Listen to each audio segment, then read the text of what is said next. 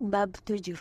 Rahasia pengendalian diri. Pada 1971, ketika Perang Vietnam memasuki tahun ke-16-nya, anggota Kongres Robert Stell dari Connecticut dan Morgan Murphy dari Illinois menyampaikan temuan yang membuat publik Amerika terenyah. Ketika menjenguk tentara di sana, mereka mendapati bahwa lebih dari 15% tentara Amerika yang ditempatkan di sana kecanduan heroin. Penelitian lanjutan mengungkap bahwa 35% peserta tugas militer di Vietnam telah mencoba heroin dan sebanyak 20% mengalami ketergantungan. Masalahnya ternyata lebih buruk daripada yang terpikir semula. Temuan itu menimbulkan kehebohan di Washington, termasuk pembentukan Special Action Office of Drug Abuse Prevention yang dipimpin langsung oleh Presiden Nixon untuk memasyarakatan pencegahan dan rehabilitasi serta melacak anggota tentara yang ketagihan sewaktu mereka pulang. Lee Robbins adalah salah seorang peneliti yang ditugasi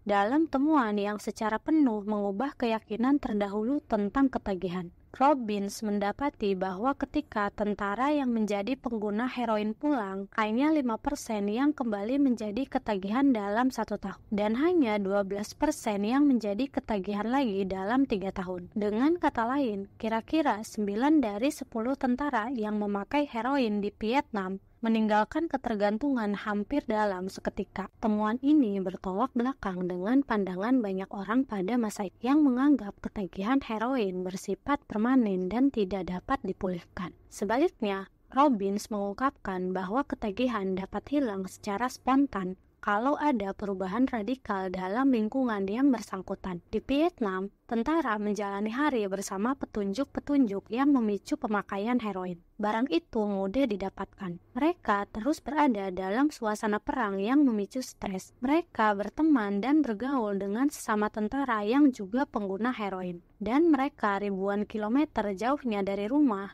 Namun, begitu seseorang tentara pulang ke Amerika, ia berada dalam lingkungan yang tidak berisi petunjuk-petunjuk itu. Begitu konteks berubah, kebiasaan pun berubah. Bandingkan situasi ini dengan yang dihadapi oleh pengguna obat terlarang yang kita kenal. Seseorang menjadi pecandu di rumah atau ketika bersama teman, pergi ke klinik untuk dibersihkan yang menjauhkan mereka dari semua rangsangan lingkungan yang mendukung kebiasaan tersebut. Tapi lalu pulang ke tempat yang sama, lengkap dengan petunjuk-petunjuk yang sama seperti yang dulu justru menjadikan mereka ketagihan. Tak mengherankan jika biasanya Anda mendapatkan angka-angka yang sangat bertolak belakang dari kajian terkait Vietnam. Umumnya, 90% pengguna heroin menjadi ketagihan lagi begitu pulang dari panti rehabilitasi. Kajian-kajian terkait Vietnam berlawanan dengan banyak keyakinan kultural kita tentang kebiasaan buruk karena bertentangan dengan asosiasi konvensional bahwa perilaku tidak sehat adalah kelemahan moral. Bila Anda kelebihan berat badan, perokok, atau pecandu, seumur hidup Anda diberitahu bahwa itu karena Anda tidak memiliki kendali diri. Bahkan mungkin karena Anda orang yang tidak baik. Gagasan bahwa sedikit pendisiplinan akan memecahkan semua masalah sudah tertanam mendalam di kebudayaan kita. Namun, penelitian belum lama ini menunjukkan sesuatu yang berbeda. Ketika ilmuwan menganalisis orang-orang yang terkesan memiliki kendali diri istimewa, ternyata orang-orang ini sama sekali tidak berbeda dari mereka yang bermasalah. Sebaliknya, orang-orang yang didisiplinkan lebih baik dalam menata hidup mereka sedemikian sehingga tidak memerlukan kemauan dan kendali diri yang heroik. Dengan kata lain, mereka menghabiskan lebih sedikit waktu dalam situasi-situasi yang menggoda. Orang dengan kendali diri paling baik biasanya adalah orang yang paling tidak perlu menggunakannya. Lebih mudah menerapkan kendali diri ketika Anda tidak harus terlalu sering menggunakannya. Jadi, betul, ketekunan, tekad, dan kemauan sangatlah penting untuk kesuksesan. Tapi cara meningkatkan kualitas-kualitas ini bukanlah dengan menuntut agar Anda menjadi orang yang lebih disiplin, melainkan dengan menciptakan lingkungan yang lebih disiplin. Gagasan yang kontraintuitif ini bahkan lebih masuk akal lagi begitu Anda memahami apa yang terjadi ketika suatu kebiasaan terbentuk dalam otak. Kebiasaan yang telah terprogram dalam pikiran siap digunakan setiap kali situasi yang relevan muncul. Ketika Patty Olwell, terapis dari Austin, Texas, mulai merokok, ia sering menyulut rokok sewaktu sedang berkuda bersama seorang teman. Akhirnya, ia berhenti merokok dan menghindarinya selama bertahun-tahun. Ia juga berhenti berkuda. Berpuluh-puluh tahun kemudian, ia naik ke punggung kuda lagi dan tiba-tiba ingin sekali merokok. Suatu yang baru pertama kali itu ia rasakan. Ternyata petunjuk untuk merokok masih tertanam.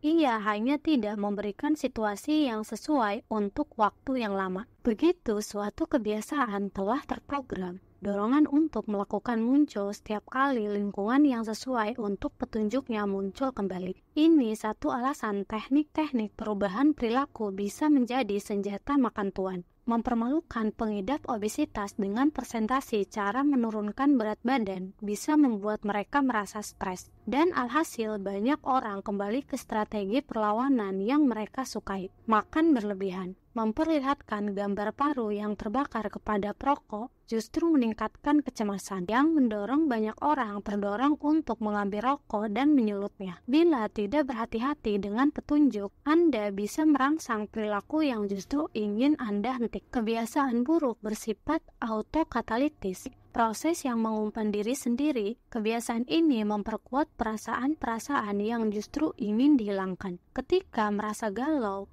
Anda makan penganan yang tidak sehat. Karena makan penganan yang tidak sehat, Anda menjadi galau. Menonton televisi membuat Anda merasa lesu. Jadi Anda menonton terus karena tidak memiliki energi untuk melakukan hal lain. Mencemaskan kesehatan membuat Anda merasa cemas, yang membuat Anda merokok untuk meredakan kecemasan sehingga kesehatan Anda makin buruk. Dan tak lama kemudian Anda merasa lebih cemas lagi. Kebiasaan buruk bekerja seperti kereta yang menuruni spiral. Peneliti menyebut fenomena ini keinginan yang dipicu oleh petunjuk. Cue induk wanting. Pemicu eksternal mendatangkan dorongan kuat untuk mengulangi kebiasaan buruk. Begitu Anda melihat sesuatu, Anda mulai menginginkannya.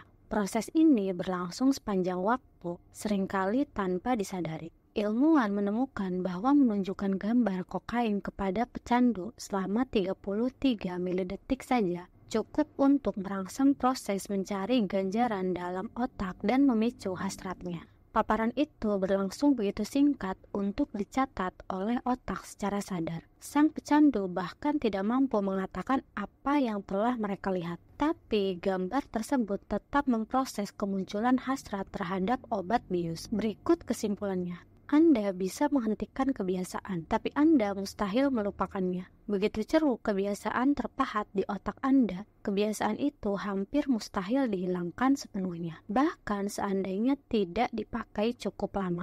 Dan itu berarti semata menghindari godaan adalah strategi yang tidak efektif. Sulit mempertahankan sikap zen dalam hidup yang penuh dengan interupsi.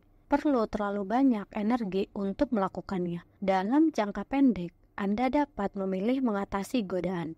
Dalam jangka panjang, kita menjadi produk lingkungan tempat kita tinggal. Secara kasar, saya tidak pernah melihat orang yang secara konsisten bertahan dengan kebiasaan-kebiasaan positif di tengah lingkungan yang negatif. Pendekatan yang lebih andal adalah menghilangkan sumber kebiasaan di sumbernya. Salah satu cara paling praktis untuk menghilangkan kebiasaan buruk adalah mengurangi kehadiran di lingkungan dengan petunjuk-petunjuk yang menyebabkannya. Jika Anda terkesan tidak dapat menyelesaikan apapun, tinggalkan ponsel di ruangan lain selama beberapa jam. Jika Anda terus merasa bahwa Anda tidak cukup sukses, berhenti mengikuti akun-akun media sosial yang memicu kecemburuan dan rasa iri. Jika Anda menghabiskan terlalu banyak waktu untuk menonton televisi, pindahkan pesawat televisi dari kamar tidur. Jika Anda menghabiskan terlalu banyak uang untuk alat-alat elektronik, berhentilah membaca ulasan tentang produk teknologi terbaru. Jika Anda terlalu banyak bermain video game, copot kabel konsol dan simpan di lemari setelah dipakai.